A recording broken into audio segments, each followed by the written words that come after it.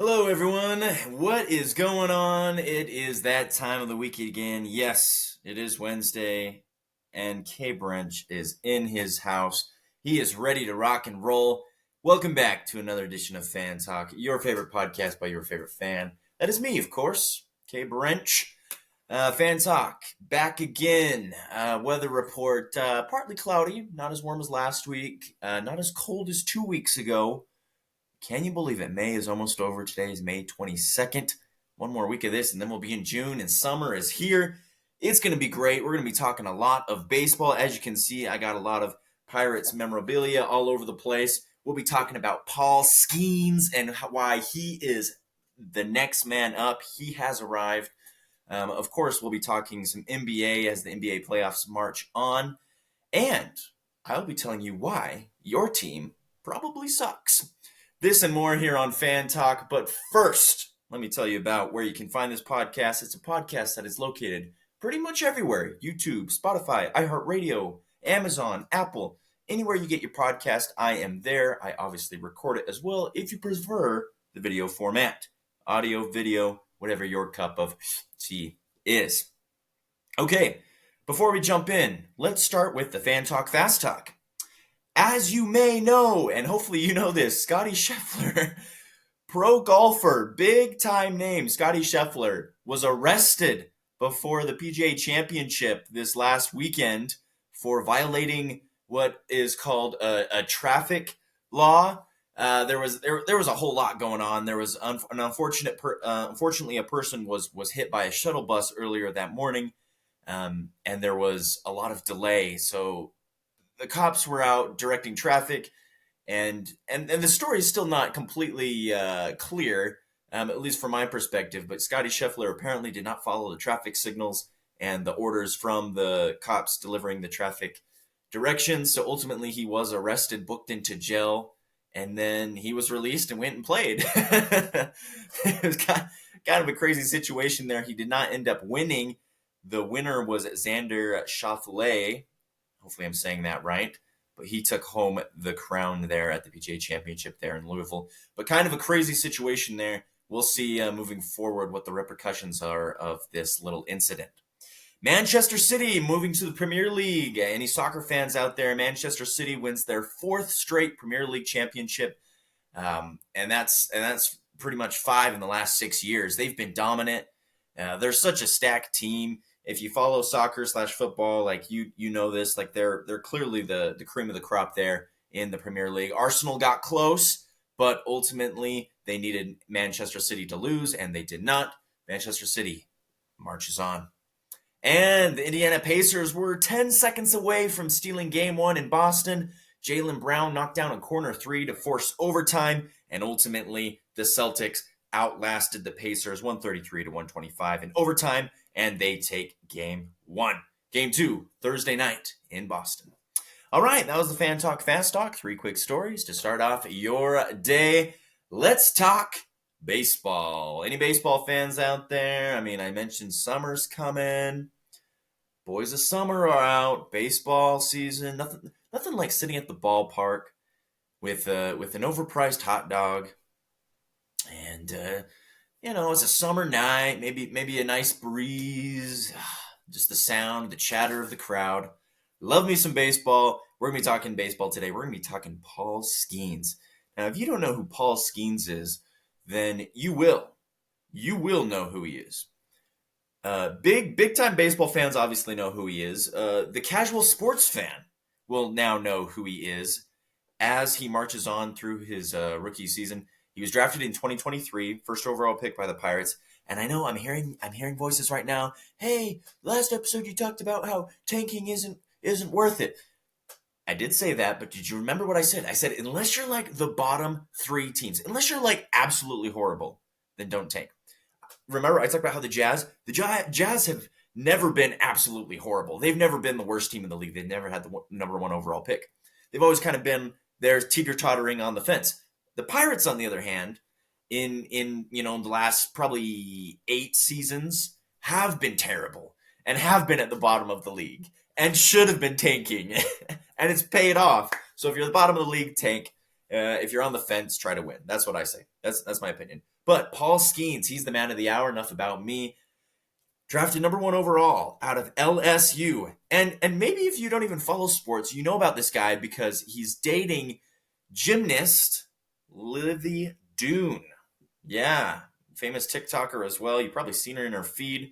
You probably follow her. You probably adore her. Whatever it is, she is dating Paul Skenes. And I think, what a... And this is so biased. I'm just going to call myself out on it. So biased. But great power couple in sports. In my opinion, so much better. Such a much better story than Taylor Swift and Travis Kelce. Like come on. Like Paul Skenes and Livy Dune, let's make baseball relevant again. Let's go. So yeah, Paul Skenes, he made his major league debut on May 11th against the Chicago Cubs. And he did pretty good, honestly, for his first game. He pitched 4 innings. He did have 6 hits against him and allowed 3 runs, but recorded 7 strikeouts. So, kind of a so-so first introduction to Major League, but not bad. It's his second game that has really got the attention of sports fans all around the nation. May 17th against the Chicago Cubs again, this time in Wrigley Field. Pitched 6 innings, 0 hits, 0 runs, 1 walk on a call that was very questionable. I mean, I'm not going to blame the refs, but I mean that if you just go and watch it, you could see it could have been a strike. It could have been a strike. And 11 strikeouts. That's right, 11 strikeouts in this game. He had a no-hitter. He went through 6 innings. Ultimately, the manager, Derek Shelton, pulled him just because he's new, he's fresh. And he's whipping the ball 100 miles an hour. Get this. His 100th pitch was 100 miles an hour, strike 3 to end the inning. You can't write that. You can't write that. That is literally perfect. Literally perfect. Paul Skenes is him. Watch out for him. His next start is tomorrow, which will be Thursday the 23rd against the Giants. So watch out for that. He's the future, and I know none of you like the Pirates, and I'm probably the biggest Pirates fan in the state of Utah. If someone thinks they're bigger, please let me know, and I'd love to meet up and go to lunch. But the reason I say that is because I got this hat, plenty of memorabilia around here. Obviously, the little thing and the McCutcheon jersey, but fedora. Pirates fedora. How many people can say they have a Pirates fedora? Now, let me tell you, not many. And I never wear this. Maybe I should. Maybe I shouldn't. What do you guys think? Let me know down below in the comments. Pirates fedora, yay or nay? Anyways, the Pirates definitely have a lot of bright spots. O'Neal Cruz, their shortstop, hit not 1, but 2 balls with an exit velocity of over 122 miles per hour, which is pretty crazy. I'm in an adult softball league, and I sometimes play shortstop, and O'Neal Cruz plays shortstop. Sometimes play shortstop, sometimes play third. And when they hit those balls, it's not as nearly as fast as O'Neal is hitting him. And I feel like they're coming at me fast, and sometimes I miss them, sometimes I get them. But can you imagine playing shortstop or second or third, and you get a ball hit at you 122 miles an hour? You won't even be able to say that. The next thing you know, it's like past you or off your shoulder. Absolutely incredible. Great things in the Pirate organization, player-wise. I'd really just like to, see them take advantage of this opportunity and, build a future and perhaps, make a push for the playoffs next season. If not this season, a little wishful thinking there. But yeah, things are looking up in Pittsburgh. But it's been dark. There's been dark days. And let me tell you about them. And this bleeds into the next topic I want to talk about. I want to talk about an interesting trend. I don't even know if it's a trend, just something I've noticed in sports. And it's probably something you've noticed too. Your team, your favorite team, probably sucks. Let's just be honest. Every single league, there's only one team that wins. Only one champion. Now, it differs in league to league. Sure, if you make the playoffs, you take that as a victory.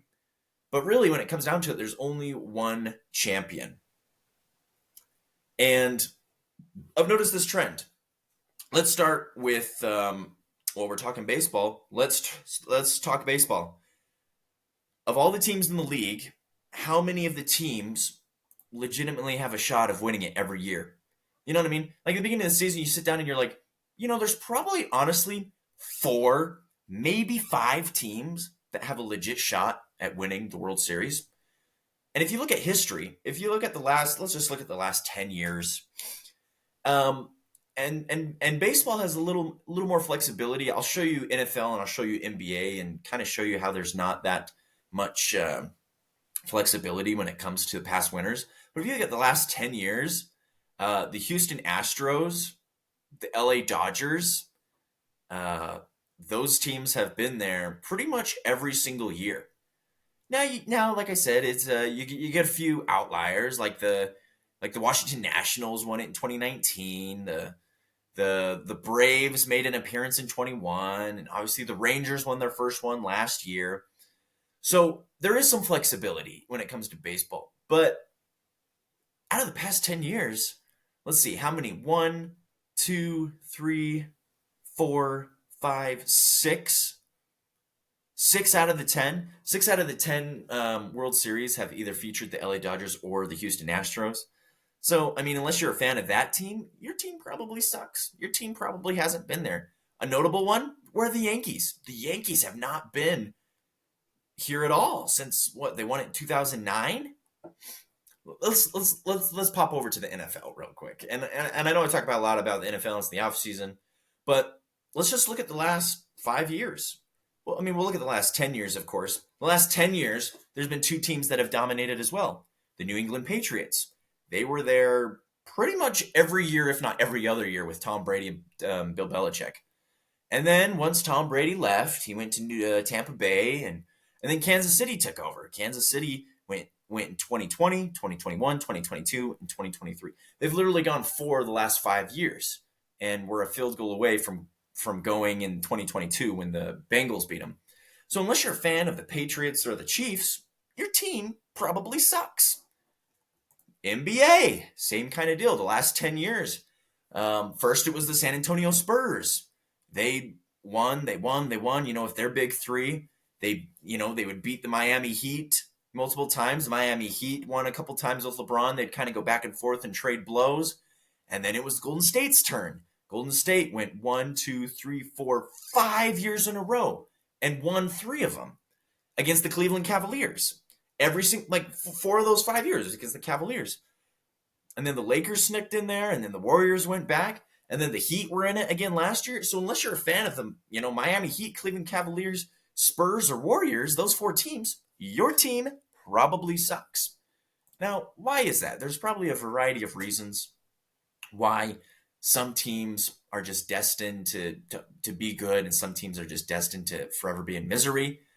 I mean, look at the Premier League. Manchester City has built a dynasty there. I failed to mention them earlier. Of the past 6 seasons, they've won it 5 times. That's incredible. That's the true dynasty. You want to talk about domination? Look at Premier League. They've got it figured out.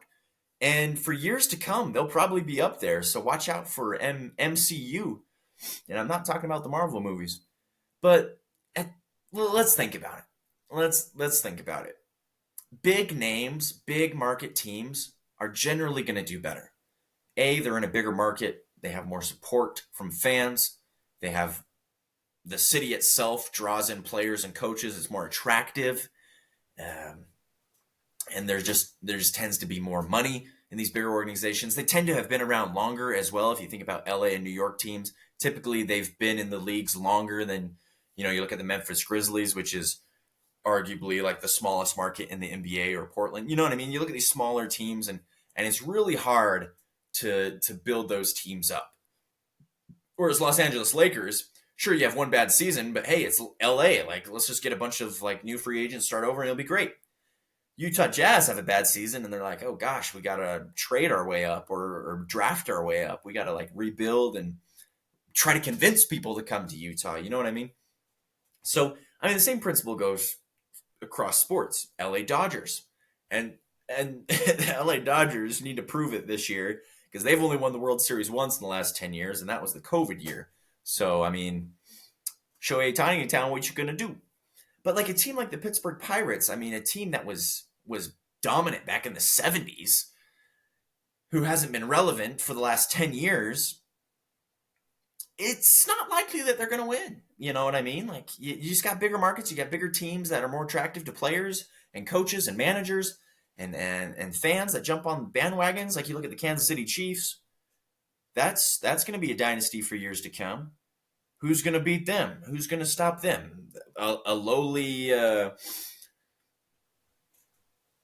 don't even know, a lowly Tennessee Titans team. I was trying to think of, the worst possible AFC team. I don't know, the Denver Broncos, you know what I mean? Like the Raiders, like who's going to stop the Kansas City Chiefs? And I can speak on this. And you're probably thinking to myself, oh, my team doesn't suck, but think about it. Like I said, there's only one champion every year. In my case, Pittsburgh Pirates haven't made the playoffs in 8 seasons. 8 or 9 seasons. I think it's actually been 9 seasons. Same with the Broncos. They haven't been there in 9 seasons. So the Jazz have missed the playoffs now for the 2nd straight year. What the heck's going on? You know what I mean? Like, your team probably just isn't that good.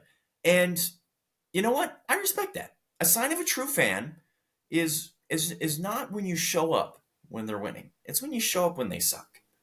And I can faithfully say that I have showed up for the Pittsburgh Pirates in their dumpiest of times. You've known it. You've seen it. I've talked about them. I'm not just jumping on this Paul Skenes, train like many of you are. Like, I've been there. And you guys have too for your teams. I respect it. I respect the person who sticks with their team through the thick and thin. I got a friend, Detroit Lions fan. Been a Detroit Lions fan his entire life. The Lions have been a poverty franchise forever. As long as I've been alive. Last year was really the flip around year. Made it to the NFC Championship game, was very close to going to the Super Bowl. Would have been a fun matchup against Kansas City. This year, maybe even better, maybe even making it to the Super Bowl. And just the joy that buddy of mine is feeling because his Detroit Lions are actually relevant. It's incredible. And that day will come for you. Maybe it will, maybe it will not. But at the end of the day, you root for your team, you stay true to it, and you pray that one day, maybe a Detroit Lions situation will happen to you. Maybe the Pirates will make a run. Maybe they won't. Maybe the Jazz will make a run. Maybe they won't. But you just keep rooting for your team. And that's all you can do at the end of the day. Because we're just fans. We can't control the product on the field, right? We can control the volume, our volume, the volume on the TV. If we shout, if we scream, whatever. But yeah, unfortunately, your team probably sucks, but that's okay. Doesn't matter. It's all good. I'd prefer you to stick with your team than to be a bandwagoner. But all right, that's all I got today for Fan Talk. Thank you guys so much for tuning in to another edition. Again, Fan Talk is a podcast you can find on YouTube, iHeartRadio, Spotify, pretty much anywhere you get your podcasts. Let me just showcase a few of these hats. Yeah, I don't usually wear it like this, but I know guys who cover their eyebrows and whatnot. This is a pretty cool one because it's this side. It's from the 2004 All-Star game that they had at PNC Park. But yeah, thank you guys so much for tuning in. I'll catch you for another edition of Fan Talk next week. Until then, stay saucy, mas amigos.